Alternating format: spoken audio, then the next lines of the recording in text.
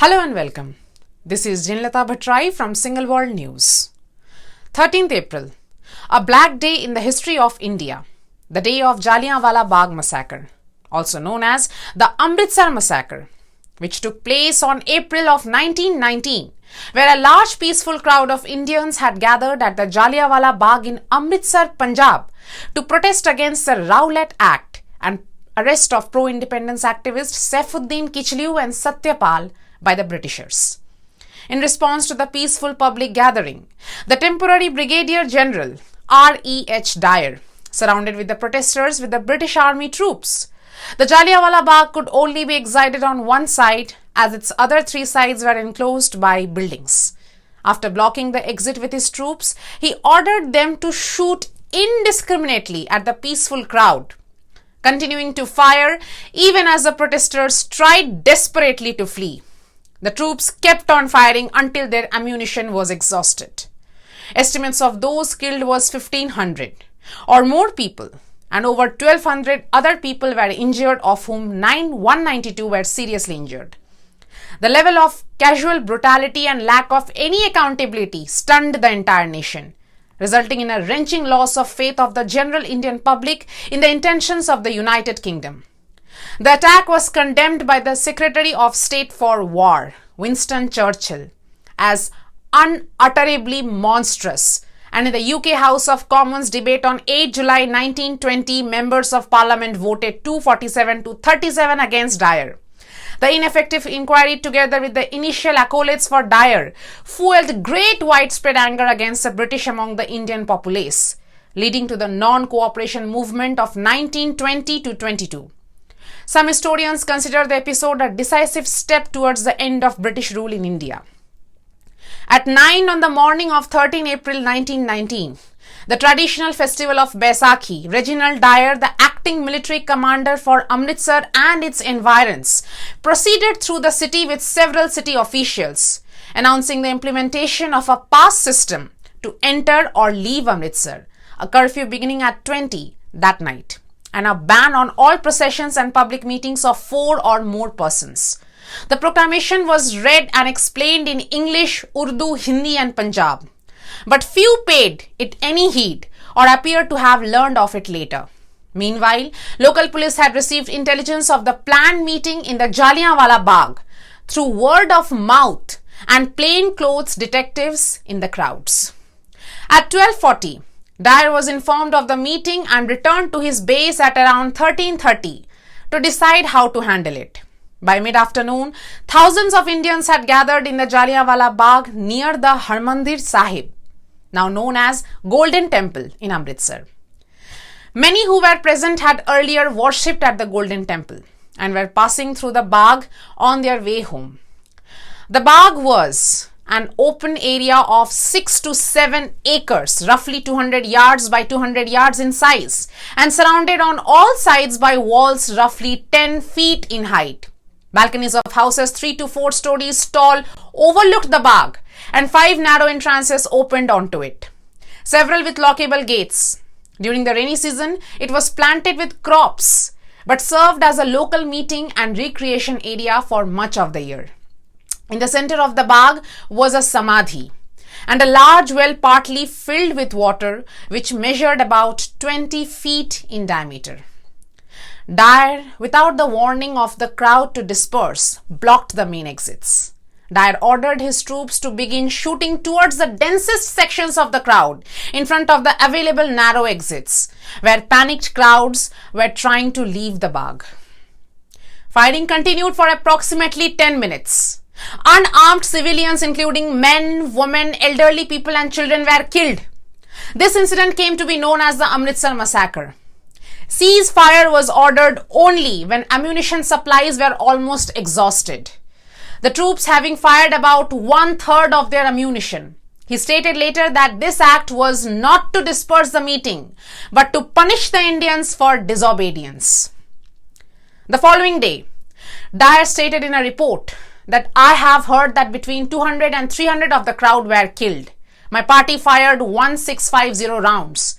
Apart from the many deaths directly from the shooting, a number of people died of crushing in the stampedes at the narrow gates or by jumping into the solitary well on the compound to escape the shooting. A plaque placed at the site after independence states that 120 bodies were removed from the well. Dyer pushed the curfew time earlier than the usual time. Therefore, the wounded could not be moved from where they had fallen, and more who had been injured than died during the night. Rabindranath Tagore received the news of the massacre by 22 May 1919.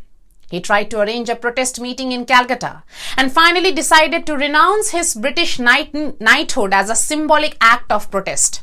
In the repudiation letter, dated 31 May 1919 and addressed to the Viceroy of India, Lord Chelmsford, he wrote, "I wish to stand shorn of all special distinctions by the side of those of my countrymen who, for their so-called insignificance, are liable to suffer degradation not fit for human beings." On 13 March 1940, at Caxton Hall in London, Udham Singh, an independence activist from Sunam, who had witnessed the events in Amritsar and had himself been wounded, shot and killed Michael Dyer, the Lieutenant Governor of Punjab at the time of the massacre, who had approved Dyer's action and was believed to have been the main planner. Dyer bore a share of responsibility in the 1919 Amritsar massacre, in which General Dyer shot 1,500 Indians in cold blood. Singh was hanged for the murder on 31 July 1940. At that time, Jawaharlal, Nehru and Mahatma Gandhi condemned the murder as senseless, even it was courageous. In 1952, Nehru honored Udham Singh with the following statement. It marked a turning point in India's modern history, in that it left a permanent scar on Indo-British relations and was the prelude to Mohandas Gandhi's full commitment to the cause of Indian nationalism and independence from Britain. During the World War I, 1914-18, the British government of India enacted a series of repressive emergency powers.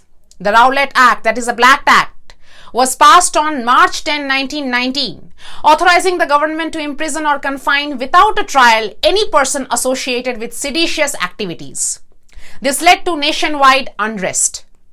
By the war's end, expectations were high among the Indian populace that those measures would be eased and that India would be given more political autonomy. The Monte Chelmsford report, presented to the British Parliament in 1918, did in fact recommend limited local self-government. Instead, however, the government of India passed what became known as the Rowlatt Acts in early 1919, which essentially extended the repressive wartime measures. The acts were met by widespread anger and discontent among Indians, notably in the Punjab region. Gandhi in early April called for one-day general strike throughout the country. In Amritsar, the news that prominent Indian leaders had been arrested and banished from that city sparked violent protest on April 10, in which soldiers fired upon civilians, buildings were looted and burned, and angry mobs killed several foreign nationals and severely beat a Christian missionary. The government of India ordered an investigation of the incident, the Hunter Commission, which in 1920 censured Dyer for his actions and ordered him to resign from the military. Reaction in Britain to the massacre was mixed, however. Many condemned Dyer's actions, including Sir Winston Churchill, then Secretary of War, in a speech to the House of Commons in 1920. But the House of Lords praised Dyer and gave him a sword inscribed with the motto, "Saviour of the Punjab." It stands as a symbol of struggle and sacrifice and continues to instill patriotism among the youth. In March 2019, the Yad-e-Jallian Museum was inaugurated, showcasing an authentic account of the massacre. Gandhi initiated Satyagraha to protest against the Rowlatt Act. On April 7, 1919, Gandhi published an article called Satyagrahi, describing ways to oppose the Rowlatt Act. The British authorities discussed among themselves the actions to be taken against Gandhi and any other leaders who were participating in the Satyagraha. Orders were issued to prohibit Gandhi from entering Punjab and to arrest him if he disobeyed the orders. Sir Michael O. Dyer, the Lieutenant Governor of Punjab from 1912 to 1919, suggested that Gandhi be deported to Burma, but this was opposed by his fellow officials as they felt it might instigate the public. Gandhi negated Udham Singh's action and referred to it as an act of insanity.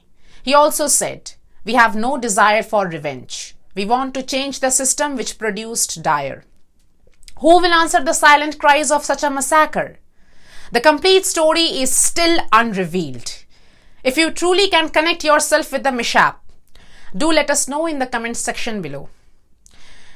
Kindly do like, share and subscribe to our channel to get yourselves updated, and also if you want us to come to you with more detailed investigated news or historical news related as such, do let us know and also comment us. Stay connected with us. Keep supporting.